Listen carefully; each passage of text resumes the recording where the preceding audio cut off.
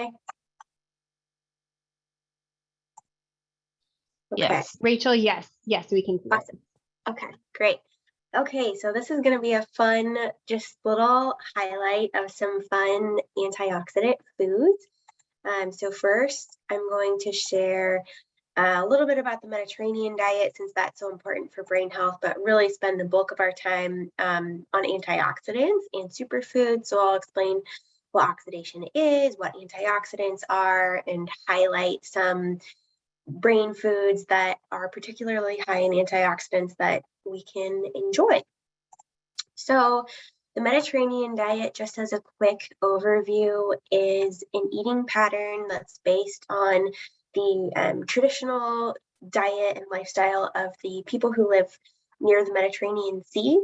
And it really focuses on whole foods, lots of fruits and veggies, whole grains, healthy fats, lean protein and low fat dairy, just lots of fresh whole foods, and has been associated with reduced risk of Alzheimer's disease, as well as many other health conditions like diabetes and heart disease and cancer. It's just a really great overall healthy eating pattern. And we teach about this in much more depth in our LEAP courses. We have a 6-week brain health bootcamp course and a 4-week Mediterranean diet course, and we teach about this in a lot more depth. So we will have signups. If you're in the My Alliance, if you get My Alliance emails, you will get notified when the signups open for those, and you can sign up if you are interested in learning more about the Mediterranean diet. But today we are going to focus on oxidation and antioxidants. So you've probably heard the term antioxidant before as a good thing, and it is a good thing, but so is oxidation. So we think of oxidation as bad, and it's really a natural process that occurs in our body as a part of energy production. So we're always creating oxidation constantly in our bodies. It's a completely necessary part of how our body produces energy. There are many different processes in our body that are particularly heavy in producing oxidation, like exercise and cell signaling and our immune system. So we really, really need oxidation, but we need it to be balanced out. We can't have too much of it. It can't be overwhelming to our body, or we'll start to have health problems. And that's what we call oxidative damage or oxidative stress. So if we have too much too much oxidation for what our body can handle and not enough antioxidants, that's where we run into problems. That's what we're trying to avoid. And our body makes a lot of its own antioxidants, but we also get a ton of antioxidants from the foods that we eat. And a healthy diet is going to be very rich in antioxidants. And so we're going to talk about some foods that are really good for that. Oxidative damage can damage our cells, our DNA, the proteins and fats in our bodies, and it can be increased by certain lifestyle habits as well. So poor diet, of course, if we're not eating enough antioxidants and we're eating foods that aren't healthy for us, that can increase oxidation. But things like smoking and getting too much UV light exposure, so sunburns, can also increase oxidation, among other things. So just things to keep in mind. Food is important, but it's not the only thing involved when it comes to oxidation.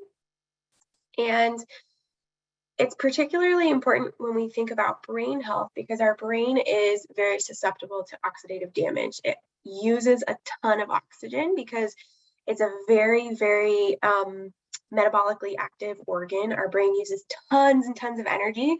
If you remember that energy production causes oxidation. So our brain just has really high energy needs, lots of oxidation happening, and it's got a very high concentration of fats, which makes it vulnerable to oxidation. And so because of that, we need to make sure that we're protecting our brain by supplying it with antioxidants. Oxidative damage in the brain is related to the amyloid and tau proteins that are a part of Alzheimer's disease, the mitochondrial dysfunction that's a part of Alzheimer's disease. So the mitochondria are the energy powerhouses of our cells, and dysfunction in those can play a role in Alzheimer's as well. So it's Oxidation is not the only thing involved with Alzheimer's. It's just one piece of the puzzle. It's a very complex illness. If it wasn't, we would have had it figured out a long time ago. And the oxidation is just one piece of the puzzle. So it's good to be aware of and good to be proactive about making sure that we're protecting our brains and our cells and our bodies from oxidative damage by getting plenty of antioxidants in our diet. So antioxidants, again, protect our bodies, our cells, our brain, DNA from oxidative damage. There are actually thousands of different types of antioxidants. So we're going to talk about a couple of them, but what I want you to take away from this slide, you do not need to remember all of these antioxidants on this slide. I just want to highlight that there are so many antioxidants. There are thousands. Each of those categories with a little asterisk next to it represents thousands of different types of antioxidants, not to mention things you're more familiar with, like vitamin C and vitamin E and carotenoids. Selenium is a mineral antioxidant. Lutein, you may have heard of for eye health, can help reduce risk of macular degeneration. It's an antioxidant. Lycopene, you may have heard because it's in tomatoes and it's anti-cancer. It's an antioxidant. So many different antioxidants that come from the many different plant foods we eat, and we want to get a variety of those plant foods. So we've got fruits, especially berries. We're going to talk a little bit more about berries. Vegetables, especially our cruciferous veggies, but just in general, vegetables are a great source of antioxidants. Olive oil contains antioxidants, so do nuts and seeds. Legumes, which are beans, lentils, peas, and peanuts. Herbs and spices, chocolate, coffee and tea, wine, all great sources of antioxidants. Herbs and spices, we're not going to talk much more about today, but I do want to highlight those. They're often missed in the standard American diet. Other cultures, other cuisines will use a lot more herbs and spices, but they're actually very concentrated sources of phytonutrients and antioxidants. So they're a really good thing to incorporate more of. Just, look for new recipes that incorporate more herbs and spices to boost your intake, because they're very rich in those nutrients. Okay, let's talk about a couple highlights here. So berries, you've probably heard that blueberries are good for your brain, but actually all berries are high in antioxidants. They are good sources of fiber. They're typically low in sugar. They have tons of phytonutrients. The deep color that we get in berries is indicative of some really great phytonutrients, antioxidants in those foods.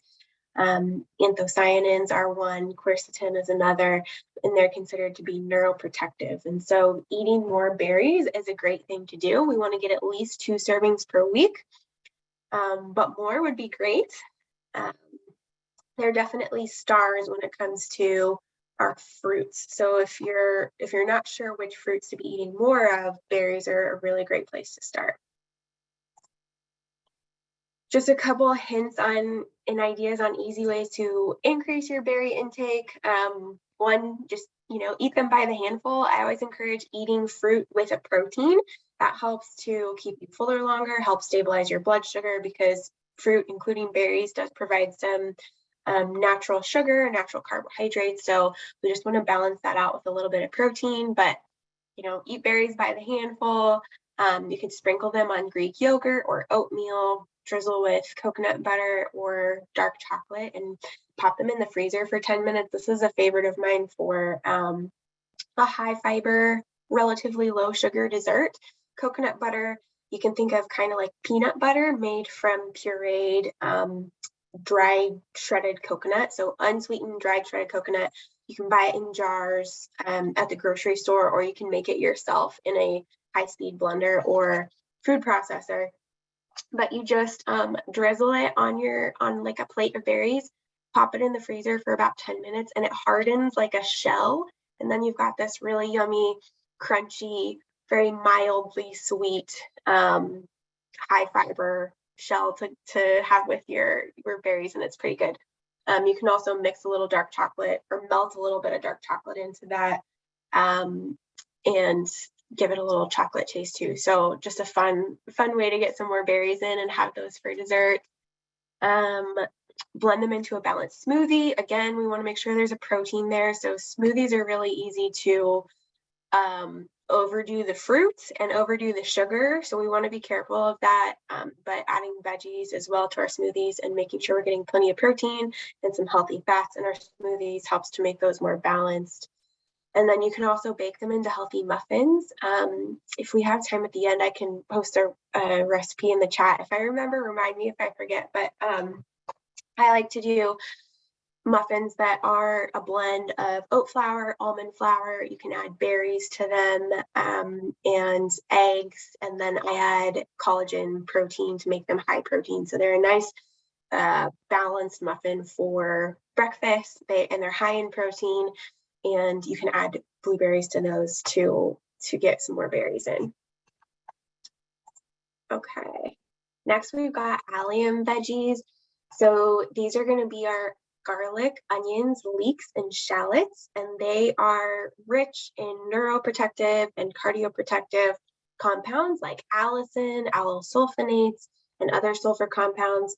They've got quercetin too. They've got so many great beneficial compounds, really good for our brain health and our heart health. They're great for our immune system too. They're just pretty fantastic vegetables to include. We want to aim for several servings per week at least, if not every day on these. And a serving would be a half a cup of onion or 2 to 3 cloves of garlic. So just a couple of hints on easy ways to include more of these would be cooking them into savory dishes, of course, and trying to increase how much you put in there. And then using raw in salads, sandwiches, salsas, guacamole. If you struggle with the taste of onions and garlic, I would start with really small amounts and try chopping them very small, cooking them in so that the flavor is a little bit more mild. And then you can use milder options like sweet onions, Vidalia onions, shallots. Those are going to have a milder taste. They really are.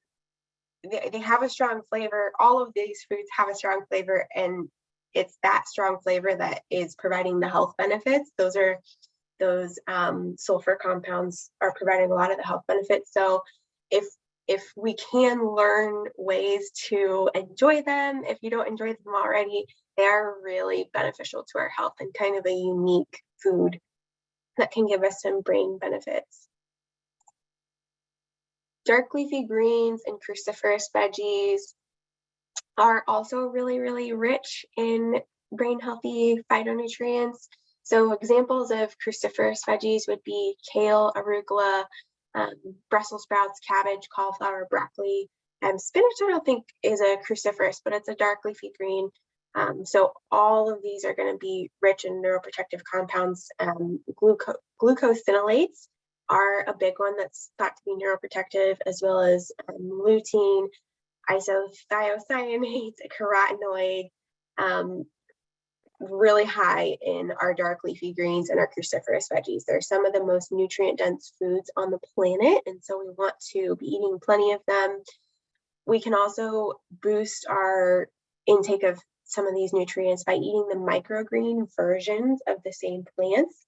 So microgreens are basically the little itty bitty baby plants. And so you can get, broccoli microgreens, cabbage microgreens, kale microgreens, arugula microgreens, and they are much more concentrated sources of nutrients. So in some cases up to 25 times the nutrient concentration, because it's just in that teeny little baby plant.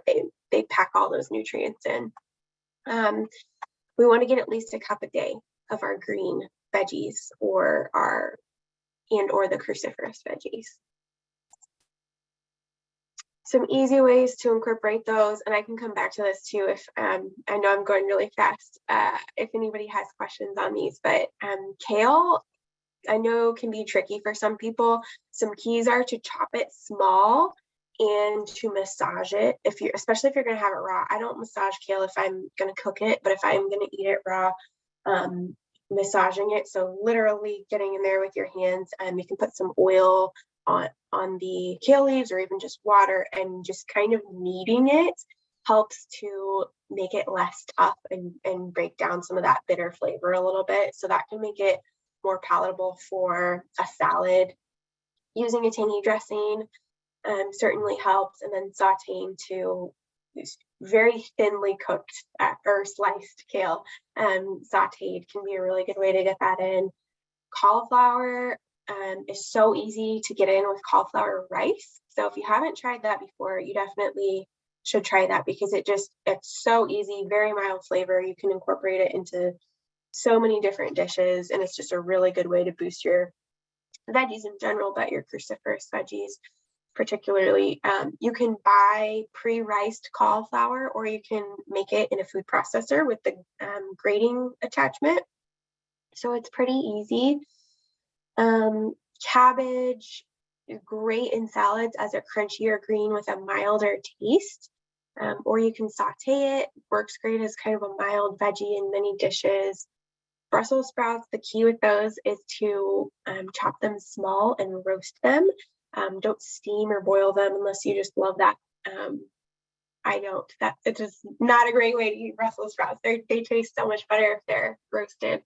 Salad, smoothies, sauteed greens, all great ways to get in your greens and cruciferous veggies. Broccoli slaw and coleslaw mix are great for convenient ways to boost these. So you can buy, a bag of broccoli slaw and sprinkle it on a salad, or add it to a stir fry, or so many different ways that you can incorporate those. So definitely try increasing your cruciferous veggies. Hopefully that gives you some ideas. Okay, so coffee. Switching gears from our veggies here, coffee is really rich in certain antioxidants that are considered neuroprotective. And actually the caffeine itself is thought to have benefits to our brain and nervous system. Obviously, certain people do not do well with caffeine, and you should not force it. If you're somebody who doesn't tolerate caffeine well, get your antioxidants somewhere else. You do not need to try to drink coffee just for this. But if you do enjoy coffee, that caffeine can have some benefits. Those antioxidants are great.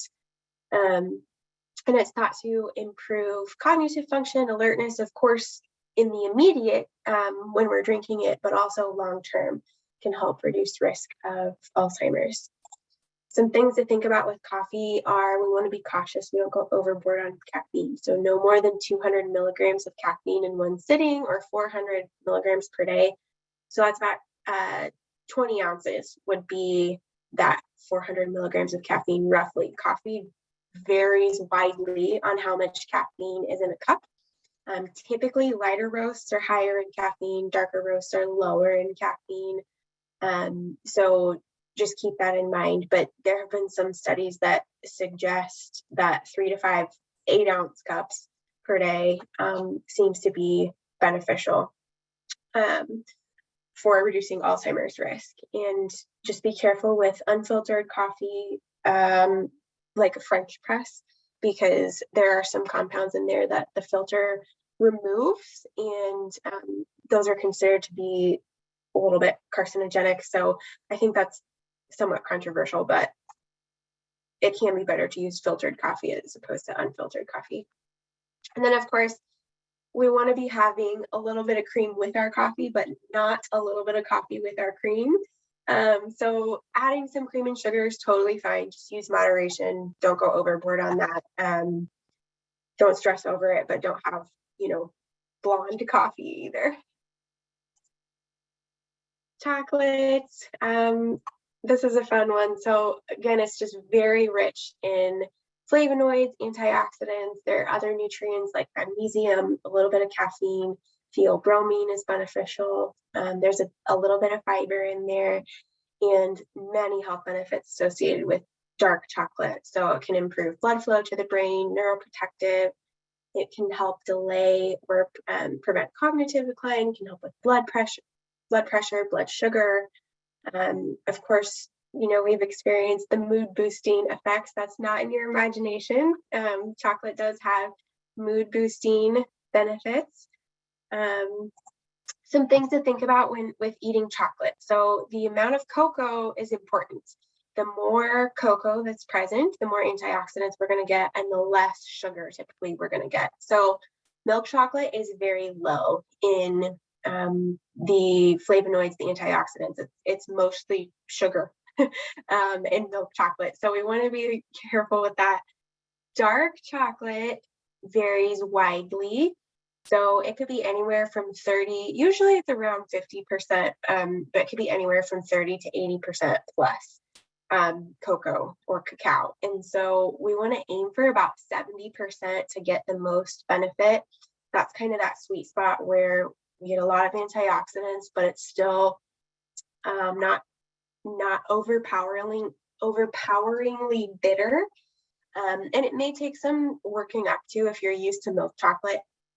You can find chocolate at every increment along that whole percentage. You can find, the 30, the 50, 60, 65, 70. So just work your way up slowly and make sure you choose good chocolate. That makes a big difference as well.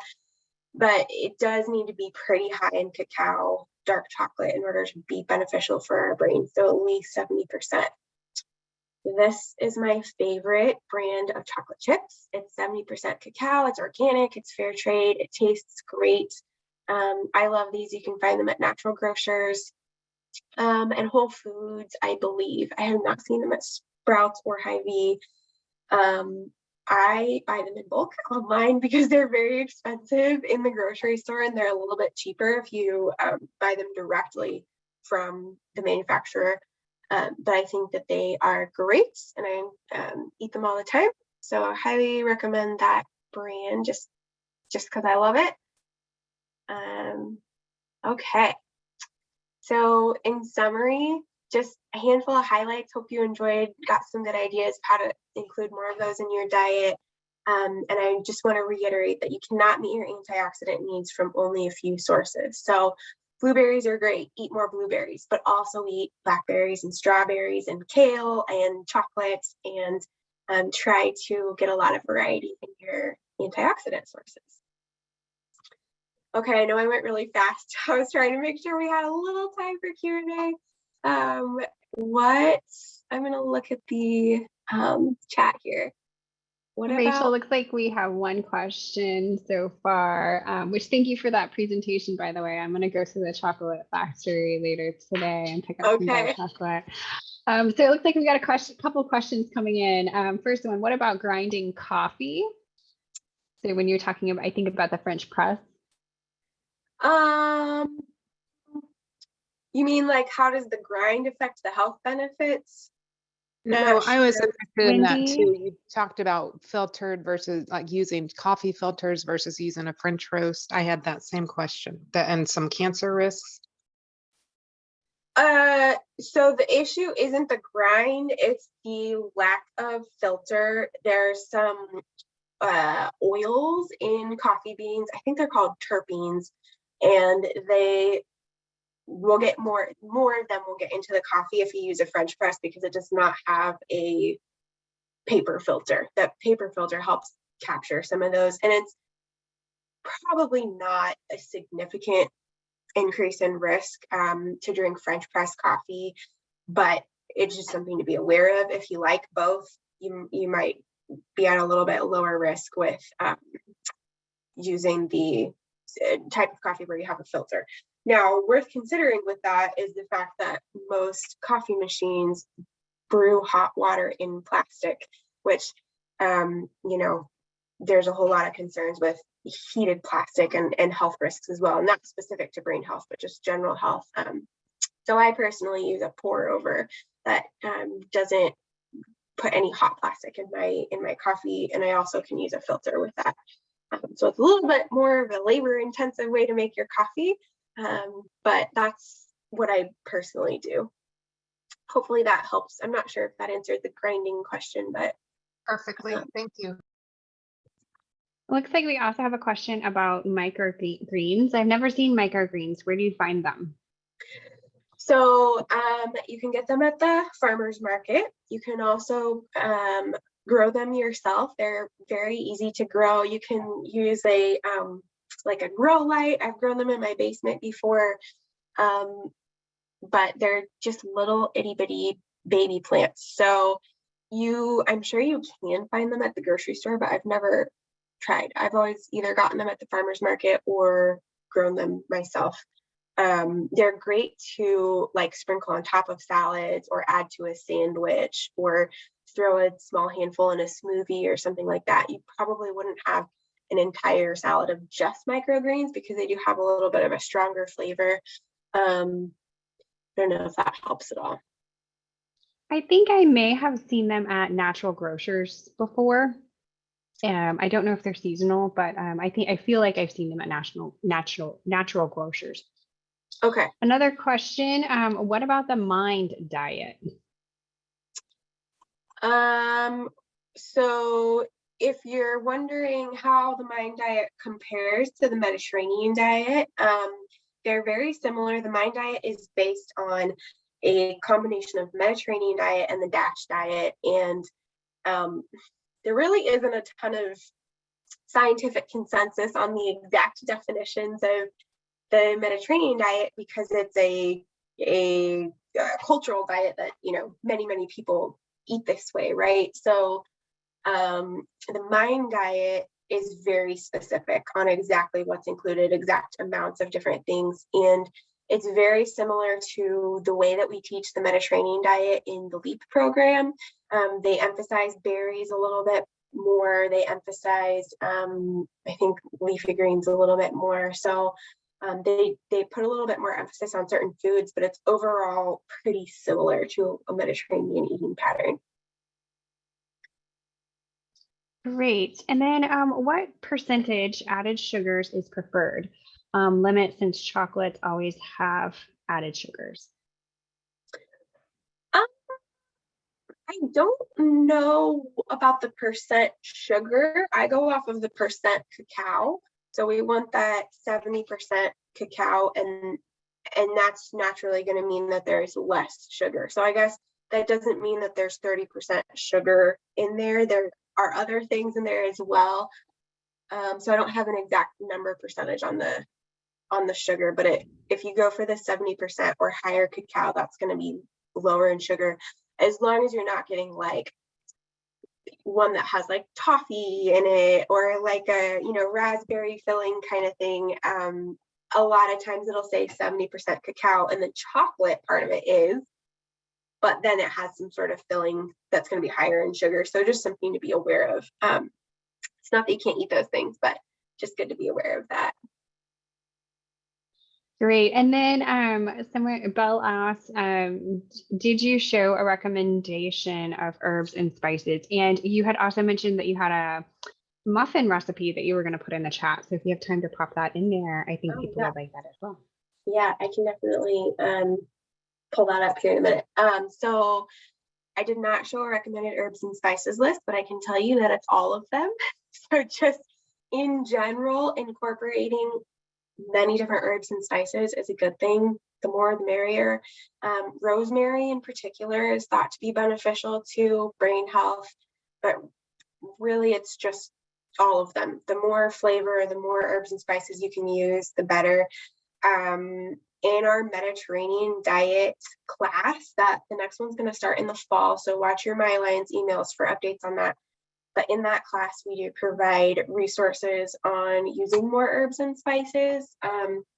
So that can be a nice resource for you. But just in general, more herbs and spices is a good thing. And speaking of herbs and spices, and then leading to the next question, dried spices, are those just as useful as fresh spices?